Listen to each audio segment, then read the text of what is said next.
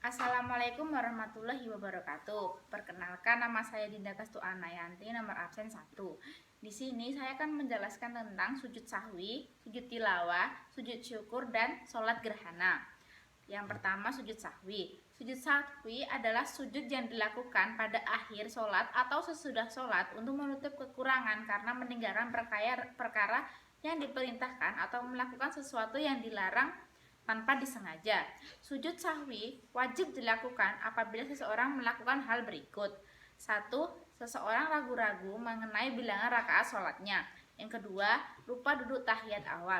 Jika seseorang sudah dalam posisi tegak berdiri ke rakaat ketiga, maka tidak kembali duduk, akan tetapi tetap berdiri melanjutkan sholatnya. Kemudian sebelum salam, sujudlah 2 kali. Ucapkan takbir ketika sujud maupun ketika bangkit untuk duduk dan sujud. Yang ketiga, apabila rakaatnya kurang. Apabila kita tahu bahwa sholat kita rakaatnya kurang, maka sempurnakanlah kekurangannya. Kemudian akhiri sholat dengan salam, lalu sujud sahwi 2 kali, kemudian salam lagi. Yang keempat, kelebihan rakaat. Apabila kita tahu bahwa sholat kita rakaatnya lebih, maka kita bersujud sahwi 2 kali, kemudian salam. Yang kedua, sujud tilawah. Apabila mendengar atau membaca Al-Quran, baik dalam sholat maupun di luar sholat, dan terbaca ayat sajadah, maka menurut tuntutan kita harus bertakbir dan melakukan sujud sebagaimana sujud di waktu sholat, tetapi hanya sekali dengan membaca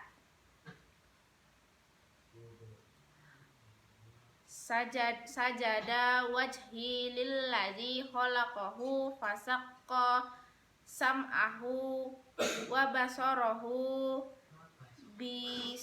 bihaulihi wa qutihi. Yang ketiga, sujud syukur.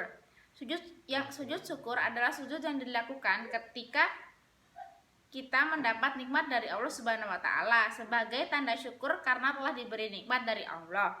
Cara melakukan sujud syukur bisa dilakukan kapan saja, tetapi tetap melihat tempat dan kondisi.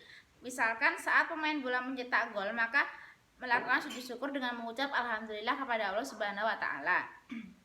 Lalu yang keempat, sholat gerhana. Sholat gerhana adalah sholat yang dilakukan ketika terjadi fenomena gerhana. Tata cara sholat gerhana adalah 1. Takbiratul ihram. 2. Membaca doa iftitah, lalu membaca Al-Fatihah dan membaca surah yang panjang. 3. Ruku, kemudian bangkit dari ruku dan kembali ke posisi bersedekah dengan membaca surat Al-Fatihah, lalu membaca surat. Yang keempat, ruku kembali, bangkit dari ruku, kemudian sujud 2 kali. Yang kelima, kembali ke posisi bersedekap sesuai rakaat yang pertama, seperti rakaat pertama. Lalu yang keenam, tasyahud. Yang ketujuh, salam. Dan sholat gerhana ini dilakukan dengan berjamaah dan dilakukan dengan adanya khutbah. Sekian dari saya. Wassalamualaikum warahmatullahi wabarakatuh.